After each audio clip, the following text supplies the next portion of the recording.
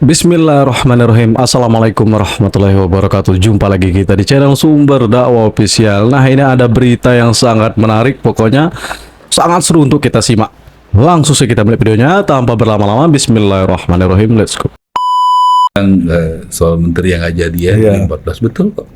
Waktu itu bapak saya jatuh ya di Jakarta, Pak Sabam Sirait, pendiri PDI, deklarator PDI tahun 73. Oh ya. PDI didirikan oleh 5 partai, ada Parkindo, dari Parkindo, Partai Kristen Indonesia, ada Partai Katolik, ada Murba, Musyawarah Rakyat Banyak, ada IPKI, Ikatan Pejuang Kemerdekaan Indonesia, dan ada PNI. Nah, Januari tahun 73. Ya. Jadi ya saya ya sama-sama lah ya sama Pak Jokowi udah cukup lama, bapak saya juga sudah cukup lama dari beliau di Solo. Jadi sesudah Pilpres selesai 2014, kemudian ada musibah ya, bapak jatuh di kamar mandi di rumahnya di Bintaro. Kemudian kami coba di Jakarta, di rumah sakit di Jakarta, tapi kelihatannya belum bisa lah diatasi ya gitu, karena umur waktu itu udah hampir 80-an ya, jadi tulang punggungnya patah. Bayangin di usia segitu jatuh di kamar mandi karena dia berpegang sama Bung Marwar. apa yang di kamar mandi itu ya. Jadi tahu-tahu itu lepas. Jadi kalau kita berpegang juga jangan sampai lepas ya, jangan berpegang sama yang tidak kokoh. Gitu, ya. Metaforik banget nih. Iya, metafornya pas. Jadi jatuh dibawa ke rumah sakit 2 hari itu kalau nggak salah di rumah sakit. Pak Ahok juga datang waktu itu, saya tahu persis. Kita berdoa, akhirnya kita putuskan dibawa ke Singapura. Dibawa ke Singapura ya memang harus diakui ya. Kita menyewa pesawat sampai di sana udah malam. Kemudian besok paginya saya datang pakai pesawat reguler sama keluarga, karena itu pesawat yang dicarterkan pesawat kecil ya. Dan ya puji Tuhan kemudian ada dioperasi dan bisa sehat kembali. Dan kemudian ya saya masih ingat itu malam minggu saya di SMS sama dari staf istana untuk besok ngambil baju putih, kemudian ngopi dan untuk diumumkan jadi menteri. Oke. Dan Seru ya. Kalau boleh tahu. saya nggak tahu. Pak Jokowi yang tahu dan Pak JK. Dan Pak Jokowi mendengar itu, saya langsung lapor papa kan. Pak ada begini, wah senang sekali. Ya udah salam ya sama Pak Jokowi dan Mbak Mega dan juga Pak JK. Ya oke. Kemudian saya pagi-pagi minggu ke Jakarta, kemudian sampai di Jakarta saya ke rumah. Dari rumah saya pakai baju merah, terus saya datang ke tempat Ibu Mega di Tuku Umar di Merah. Tapi saya menunggu cukup lama, tidak bisa bertemu gitu. Oke. Kemudian Pak Jokowi telepon, di mana Ra? Di rumah Ibu Mega. Ketemu nggak? Enggak. Oke. Saya dipanggil ke istana. Di istana, wah ini kok serius banget nih, ada Pak Jokowi, Pak JK. Saya di tengah-tengah duduk. Ya Pak Jokowi mengatakan dan Pak JK ada saksinya dua-duanya. Dan saya yakin orang yang kredibel untuk bicara. Kami mau melantik Anda karena ya alasan yang mereka punya lah, dan itu kan adalah hak daripada presiden ya. Itu hak prerogatif dari presiden kan, melantik pembantu-pembantunya kan gitu. Tapi ada pihak yang tidak ingin Anda dilantik. Oh, oke. Gitu. Dia bilang, oh nggak apa-apa Pak kalau begitu. Tapi kenapa mesti saya dipanggil? Harusnya kan diklirin dulu. Ya kita pikir pasti setuju lah. Mas Ara kan udah sama-sama kampanye, ya, anak pendiri PD Perjuangan, ya, kemudian juga ya ketua DPP PD Perjuangan, waktu itu saya ketua DPP. Terus saya bilang kalau begitu saya izin Pak, saya mesti kembali ke rumah dan ke Singapura untuk menjelaskan hal ini sama keluarga saya dan orang tua saya yang baru dioperasi kemarin Pak. Pak Jokowi bilang, cerita sedih. "Nah, Sarah nanti dulu." Ya, saya makanya waktu itu kalau ingat agak mundur ya. Tanggal pengumuman hari Minggu itu. Agak sore Pak, hampir Apa? maghrib ya, hampir maghrib ya waktu itu Pak. Ya, harusnya kan siang. Ya. Kemudian ya, Pak udah nggak apa-apa kok. Saya biasa keluarga kami mengalami hal seperti ini dari dulu. Karena kami keluarga politik. Jadi biasa begitu menghadapi hal-hal yang tidak baik yang juga harus kita syukuri ya. Dan tapi Pak Jokowi bersikeras dengan jangan Mas Ara temenin saya makan. Udah saya nunggu, lama-lama Pak Jokowi balik, kita makan berdua, ya ngobrol lah sebagai kawan, sahabat, karena kita memang kawan lama. Dengan almarhum Bapak saya juga sangat personal hubungannya, karena dari Solo Bapak juga udah sangat dekat sekali sama Pak Jokowi. Pak Jokowi juga sering ngobrol sama Papa, kami juga sering ngobrol kalau Pak Jokowi ke Jakarta. Oke. Kita sering ngobrol sampai malam, kadang sampai jam 2 pagi gitu ya, diskusi. Ya sudah, saya bilang saya harus ketemu orang tua saya dan keluarga saya. Ya, saya pikir semua rencana Tuhan baik Pak, dan saya akan menghapus air mata anak-anak saya. Anak saya nangis sedih, tapi saya bilang tuh anak saya ada saksinya. Semua ini rencana Tuhan, pasti Tuhan rencana yang terbaik. Ya betul. Positive thinking. Imani aja. Sudah, saya akhirnya ke Singapura juga menjelaskan kepada orang tua saya apa yang terjadi, dan saya tetap menjadi anggota DPR RI waktu itu 2014 ya sampai 2019 ya, karena saya anggota DPR RI itu dari 2004 sampai 15 tahun. Dan waktu itu saya tetap di PDI Perjuangan, tetap menjadi ketua umum Taruna Merah Putih, tetap juga membantu pilpresnya Pak Jokowi yang kedua, dan juga kegiatan-kegiatan partai lainnya dengan ya baiklah. Saya rasa teman-teman bisa melihat bagaimana kami beruntung di Taruna Merah Putih, banyak sekali anak-anak muda yang baik, hebat, dan saya paling nggak bisa tuh main-main dengan nasib orang yang percaya sama kita. Ya, banyak ada Utut Adianto, Grandmaster yang luar biasa yang bergabung sama-sama ya. Sekarang sudah menjadi, dulu dia menjadi anggota saya, anak buah saya, sekarang dia jadi bos saya. Ya kan? Anak buah di TMP maksudnya. Ya, sekarang udah di ketua, ya kan? Gitu Ketua ya. fraksi. Ketua fraksi dulu kan, dan juga jadi kita harus bisa menerima. Gitu, ada Lai Syukur Nababan, dulu kita rekrut pertama, sekarang sudah menjadi ketua DPP. Ya itu kita hormatin, kita harus tahu diri kan. Kita harus, kata Bapak saya, harus siap memimpin dan siap dipimpin, harus legowo gitu. Oke. Ada Teh Rike yang Lepul ilmu, lepul lagi. membantu ya, seniman yang luar biasa bagus ya, memperjuangkan buruh. Itu generasi pertama itu. Terus juga dan generasi kedua ya, ada Charles Honoris. Dulu kalau nggak salah dia masih PAN, saya panggil di Hayat, saya ajak ngomong, masuk PDI, saya ajak sama-sama masuk. Ada Niko Siahaan, ada Marinus Gia, sangat banyak di DPR RI itu, kurang lebih 17-18 orang, belum lagi di kabupaten kota ya. Jadi kalau tadi ditanya begitu, saya pikir itu jalan Tuhan, dan saya berterima kasih, sangat berterima kasih dari hati saya yang paling dalam kepada orang yang waktu itu tidak mengizinkan saya menjadi menteri, karena saya akhirnya bisa lebih konsentrasi 10 tahun ini membangun usaha-usaha kami yang mungkin sekarang kami memiliki pegawai, membuka lapangan pekerjaan yang cukup banyak, bisa berkontribusi kepada negara melalui membayar pajak dengan baik. Jadi saya pikir mengabdi bagi bangsa negara ini tidak harus di pejabat politik, tidak harus jadi menteri, tidak harus jadi anggota DPR. Sebagai pengusaha juga dengan membuka lapangan pekerjaan, membayar pajak kepada negara, saya rasa kita juga punya kontribusi yang ya lumayan lah begitu ya, kepada negara ini.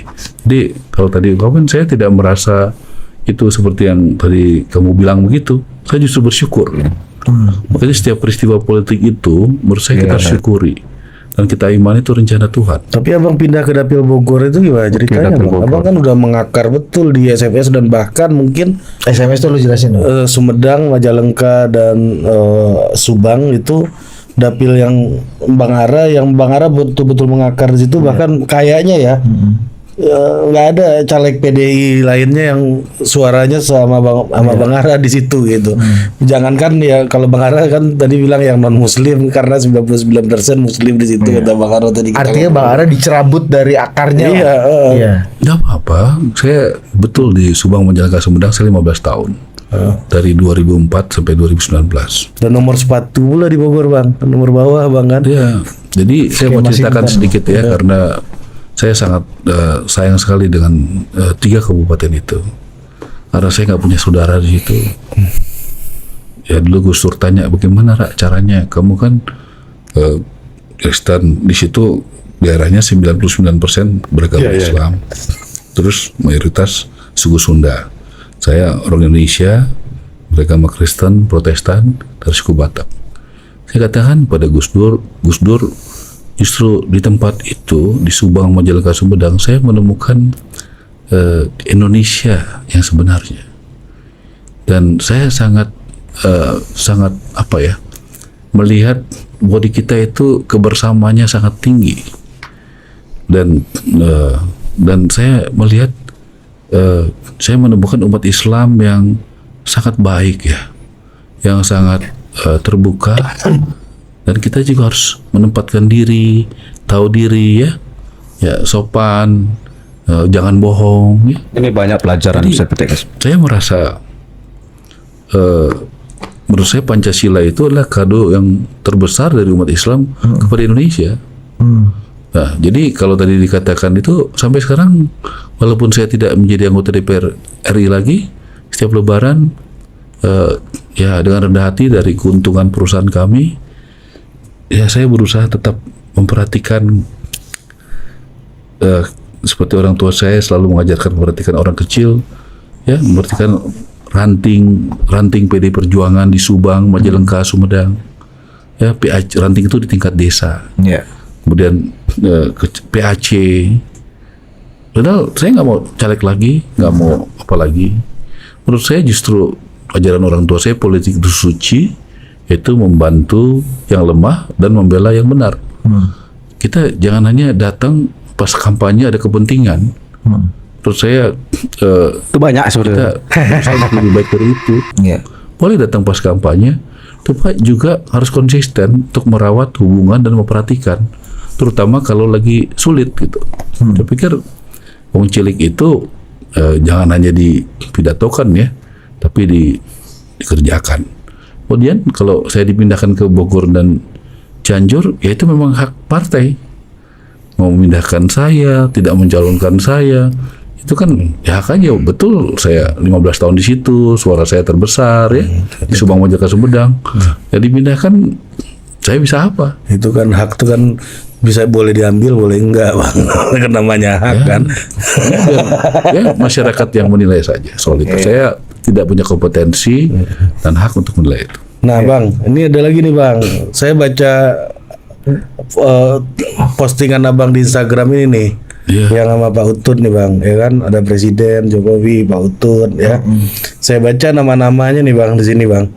Nama Pak Ganjar nggak ada, nama Bu Puan nggak ada, nama Pak Prananda nggak ada, tapi nama Pak Sekjen ada? ada Sekjen ada nih, Pak sini Hasto nih, ada. kan Ketua Umum dan Sekjen Oke. Mas Hasto gitu. Ini Bang Alex saja ada sini namanya. Alex kan? siapa? Indra Lukman. Lukman Padang ini kan. Nah, ini kenapa nih? Alex itu sahabat saya lama dan bapaknya ya Pak Yohanes Lukman adalah sahabat Pak Sabang lama. Ya, itu sahabat lama sekali. Keluarga kita udah puluhan tahun bersahabat. Dan kita pasti tetap bersahabat sampai kapanpun. Ya, kita tetap bersaudara sama Alex, sama Utut, ya, sama ya sahabat-sahabat karena puluhan tahun saya di partai ini. Bayangin, saya SD aja sudah pasang spanduk di Bundaran HI. Umur 17 tahun sudah jadi saksi di TPS di Jalan Bakti, di Gang Bakti dekat rumah bapak saya. waktu 27 Juli, waktu pertarungan tekanan mempertahankan itu, ya saya ditelepon pagi-pagi, kita sengaja datang, kita nggak tidak di situ. Saya dengan adik saya Johan dulu pernah menjadi pengurus DPD PD Perjuangan Jakarta, dan teman-teman saya ada Budi, ada Ato. Kemudian kita parkir di dekat kantor bapak saya di Matraman, dulu kantor Parkindo Partai Kristus Indonesia, sekarang menjadi Yayasan Komunikasi. Ya di situ kita parkir dekat situ dan kita jalan, dan kita lempar-lemparan batu untuk membela. Masih ada saksinya, ada Mbak Ning, sekarang ketua DPP, ada Bang Audi Tambunan, dulu ketua PDI juga di Jakarta Selatan. Jadi ya politik jangan sampai merusak persahabatan, persaudaraan, ya kan? Dan saya pamit baik-baik kok, ya saya pamit baik-baik. Saya bertemu sahabat saya Mas Utut, ya, orang yang sangat saya percaya, yang baik. Saya juga kebetulan di situ ada Pak Rudinto Chen, dulu dia bendahara PD Perjuangan di Bangka Belitung, saya di Jawa Barat. Jadi kita berkawan udah puluhan tahun. Jadi udah kayak saudara gitu. Jadi ya kita, ya saya pikir mesti membangun ya suatu tradisi yang baik ya. Memang pilihan saya ya mengikuti keyakinan saya, ya mengikuti Pak Jokowi. Itu yang saya pikirkan, Pak walaupun Jokowi, Pak, Bang. ya, saya mengikuti, jelas alasan saya adalah karena begini. Abang kan dekat juga sama Pak Ganjar kan sebenarnya. Ya, Kaget kalau saya. sama Pak Ganjar skalanya Kaget sedikit. 7 ya. Pak Jokowi ya kalian yang nilai. Iya, sama Bu Puan, Mas Prananda itu juga nggak ada namanya di sini soalnya kan. Di ucapan selamat berpisah Bang ini nih. Ya, Itu apa sebabnya tuh Bang? Ada ketidaksengajaan kah atau gimana? kita kan menulis apa yang ada dalam hati pikiran kita. Untuk mengambil keputusan, kemarin ada yang tanya sama saya, apakah berkonsultasi sama Pak Jokowi? Tidak.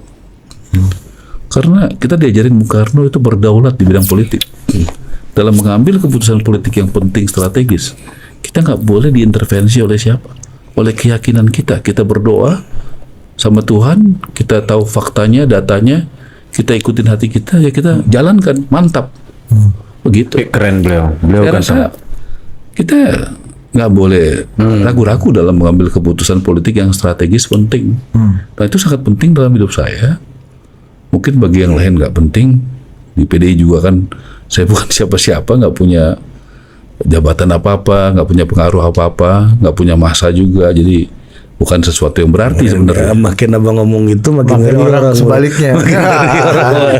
Iya. Tapi kan abang udah bilang tadi kan, abang bilang bahwa hampir semuanya itu keluarga abang yang rasanya nggak mungkin abang tinggalkan juga. Tapi kenapa pada akhirnya abang harus meninggalkan keluarga abang ini? Itu satu. Yang kedua, abang bilang Satu-satu mengikuti. ya. Ya. Boleh. Pertanyaannya apa? Itu tadi bang. Kenapa Maksudnya, abang akan meninggalkan keluarga kan abang bilang tadi ini semua keluarga.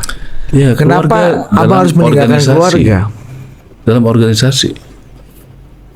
Keluarga dalam organisasi. Tapi boleh tanya sama Utut, kita akan bersahabat selama-lamanya. Ini kan Pak Utut ada namanya di sini nih Bang, ada fotonya bahkan kan. Yang nggak ada namanya ini loh yang saya tanya loh. Tadi kan saya sudah jawab. Iya. Ya, yang ada di hati ini. Berarti belum ada di hati, nggak ada di hati. Kamu untuk hal yang penting dalam hidup kamu, Iya. kamu mau itu jujur atau tidak jujur? Jujur Bang. Jadi masih mau ditanya lagi. Oh ya udah oke. Udah jawab. Kecuali abang pidato di depan Forkopimda ini harus sebut satu bang ya.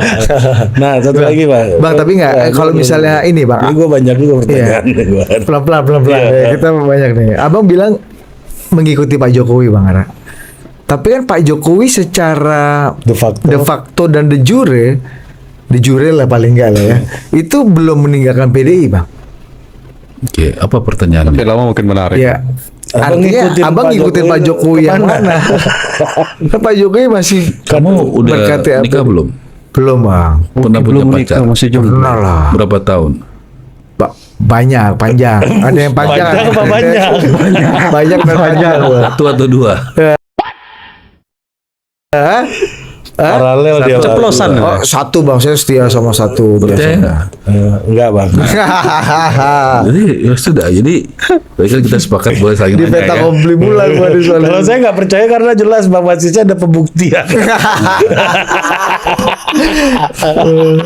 Bang Ara. Oke. Ya, jadi kalau tadi pertanyaan kamu tadi Pak seperti Jokowi. itu, Pak Jokowi bang. kalau kamu dekat sama pacar kamu, pernah nggak falling in love yang dalam gitu? Pernah. Kamu kalau udah dekat sama pacar kamu itu dalam, kamu perlu tanya untuk hal yang penting, kamu kemana atau mau apa? Enggak. Perlu. Iya, itu udah otomatis ini bang. Ya. Ya sudah. Jadi bagi Bang Ara, Pak Jokowi udah keluar dari PDI Oh, dong. enggak. Udah meninggalkan PDI bang. Enggak, saya nggak bilang itu. Artinya saya melihat itu kan keputusan pribadi saya. Ya, tapi Mengikuti Pak saya Jokowi. yakin dalam hati yang terdalam Pak Jokowi, dia sudah membangun Indonesia ini 9 tahun. Bahkan kalau dari gubernur dan wali kota 2 kali, sudah panjang dia berikan Ya, tenaga betul. pikiran Betul, dia buat betul. rakyat Indonesia. Dia tidak akan mungkin sembarangan hatinya. Dia tentu sangat ingin sekali Indonesia ke depan lebih baik, lebih benar gitu, lebih adil, ya. Dan saya yakin apa yang di hati dan di pikiran Pak Jokowi buat siapa yang memimpin ke depan, dan dengan apa yang ada di hati dan pikiran saya sama. Nah, Seperti yang tadi kamu bilang, kamu sama pacar kamu aja nggak perlu nanya dia mau kemana. Iya. Ya, kalau kata Bang Rizal Ramli almarhum nih ada konspirasi of the heart. Iya. Kalau kecuali kita hanya dekat secara fisik, oke. tidak dekat secara Batin. ya, Bang. batin, emosional, psikologis. Kalau itu kita marah-marah, suruh orang marah-marah juga memang ya beda, ya nggak bisa. Kita kalau orang dekat kan Iya. lihat gestur aja kita bisa memahami. Betul. Saya rasa, coba saya tanya kamu setuju nggak pendapat saya? Setuju bang. Karena gini bang, kalau dekat tuh berbisik kan, kalau jauh berteriak kan gitu kan bang. Ada pepatahnya kayak gitu bang. Itu Ya. Betul. kalau kamu dekat mesti berteriak ya berarti bukan dekat, Bukan dekat, ngamuk gitu bang. atau seakan-akan dekat. Ya. Bagus, waduh, masya Allah, sangat menarik, sangat seru. Pokoknya makin lama makin seru tuh. Oke. Saya sih masih penasaran yang dimaksud dengan Bung Marwar Sirait, yang apa itu? Orang yang tidak menginginkan beliau menjadi menteri ya. Pokoknya tulis di kolom komentar. Siapa dan apa pendapat kalian?